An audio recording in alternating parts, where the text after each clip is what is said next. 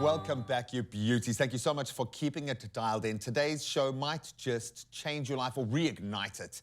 Fitness is that key that unlocks the door to a world of self-care, well-being, balance, that balance that we are striving for. And when we prioritize our physical health, we pave the way for a stronger mind, a happier heart, and a more vibrant spirit, just like the one sitting on our couch this morning. Here to unpack this topic further is fitness impactor. I'm not going to even call him an influencer, and gym owner Sebastian Prentice. Seb Prentice, as we know him, or the younger brother of Seb. I don't know, where's Seb today? No, you look fresh, ready to tackle the day like you do every single day, dude. Thanks so much for being here, boy. Thanks for having me. It's always a pleasure. Oh, you know, I love picking brains because for some people, this is very obvious. And when I say some people, people that are already in their fitness routine. Sure. For others, like myself, that dabble in it and then lose the drive to see it through. What are some of the key benefits of incorporating fitness into your self-care routine? I think fitness is such a catalyst for other areas of our lives. And as the mindset movement guys were saying, it helps you start making decisions that serve you. It helps you live a more intentional life. When you start prioritizing your fitness and thinking about your fitness more, the decisions you make are more intentional, and that helps guide you a little bit more in life. And I think having that gravity pole and that guidance, whether it's from fitness or from anything else, it's very healthy for you, mentally and physically. Because you can control it. I think Totally. so much in life, you kind of see the top of the mountain, and to use the analogy for the 1000th time, and it feels impossible because it's up there. Take that first step and you're reinforcing that same positive notion, but it's that first step that can often be the most daunting or the most intimidating. What do you recommend? Because it's difficult to know with you where the journey begins. It always feels like it's in the mind, not the body. Or does it take the first step? Where does it start?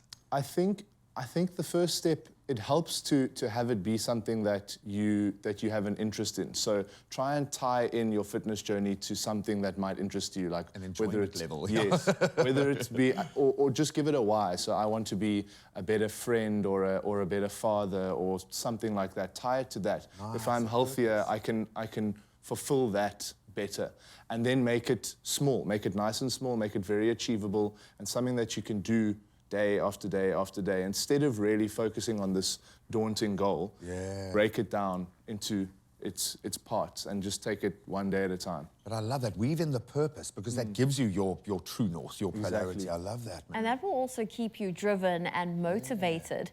Now, Seb, let's find out, or how can we encourage people to, you know, by all means, set these goals, but then also be mindful and find that balance between their own limitations, or to be patient with themselves. What limitations, Zoe? Well, you know, I'm trying to be a realist here. Like how we can find that balance, but then also set the goals to move those limitations further and further away.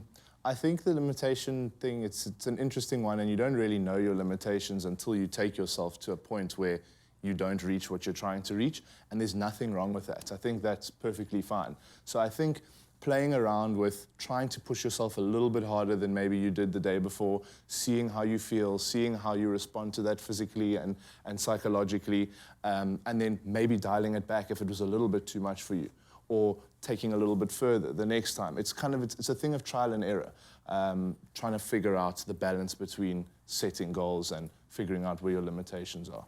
And I think you're lucky in this fitness journey. There is a collective pull. So take on the big races, take on the big events, enter into those moments, because there's other people pulling you as well. There's a community, but there's this extra 10% that you find in those moments that the body can unlock. It's the day-to-day unlocking that interests me the most. You've been there for this moment of transition, becoming, if you will, of so many people's fitness journey. What mental shift do you see? Have you seen in yourself and in your clients when they embark on this journey, when they move? I would definitely go back to the thing of seeing people living a more intentional life. Yeah. Because as soon as you prioritize something like movement, where you need to rest, it's not just the movement, there are other things that support the movement. You live with more direction. And I just see people thinking more and being more present. Why am I actually doing this thing? Why am I deciding to spend time doing this? Is it supporting me in what I'm trying to achieve? And it goes from the fitness and it spreads throughout the rest of their lives, yeah. I'm so glad you've made fitness your purpose, my friend, and that you are sharing it with so many of us. Well, I use the term us very lightly with Ewan this morning because Ewan is going to be put through his paces. I think the first key message here is just take that first step, but it does help if you've got someone in your corner, and we are here for you today. And Ewan, good luck, buddy.